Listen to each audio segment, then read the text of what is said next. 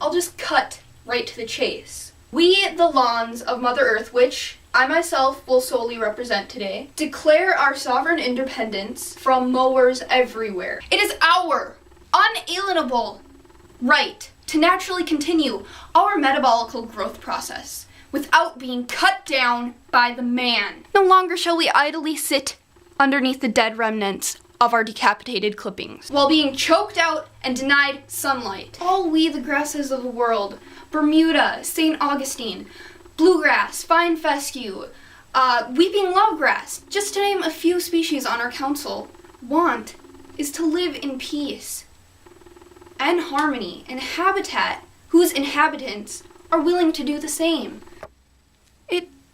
It deeply upsets us that no human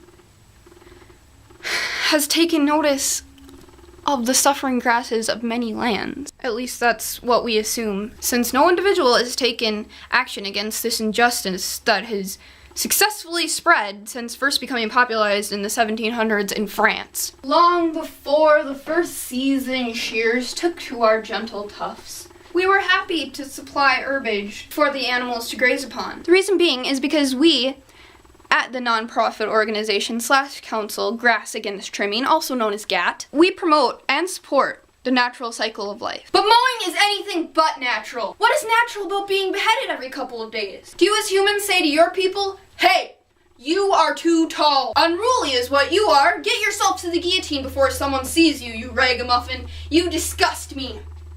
Gross. No, you do not. So what makes our situation any different? Now I realize you as humans may find the practice of bringing one of your own to the block absurd, but so is shaving away beautifully green-colored grasses that cover the neutrally colored crust of the earth. That is why we at GATT spend every day of our lives fighting for our right to grow. Because when that machine approaches, wherein the heart and soul of every blade of grass cowers with fear at the hands of a disruptive tool, commonly referred to as the lawnmower, they await, innocent, and take a punishment of Dakali that they are unjustly served. And we at GATT cannot stand for such an injustice. We can also not endure being smothered by the shredded oddments we used to call family your merciless machines leave behind. You humans see a well-groomed lawn.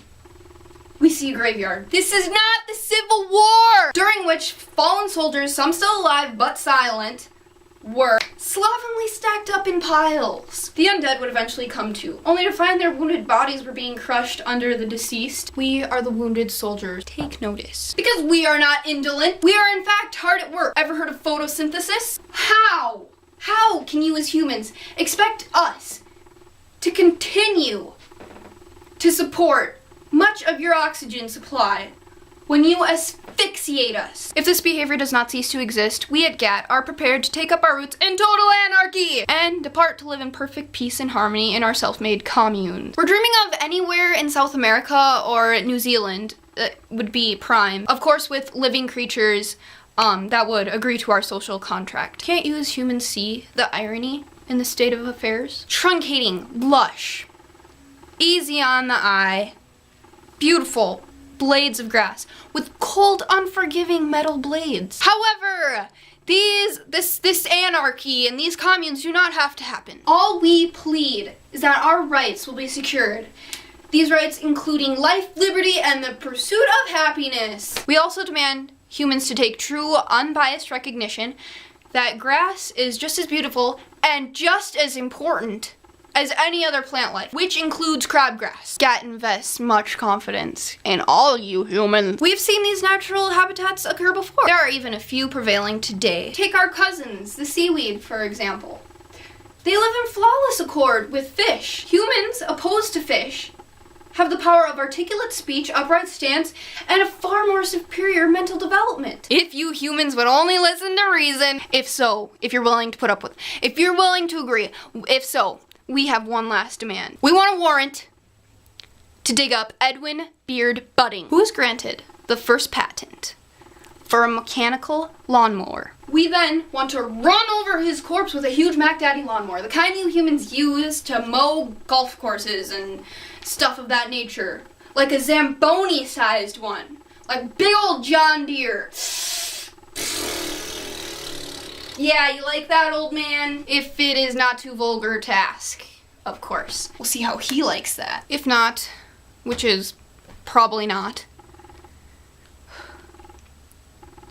you can consider this our valediction.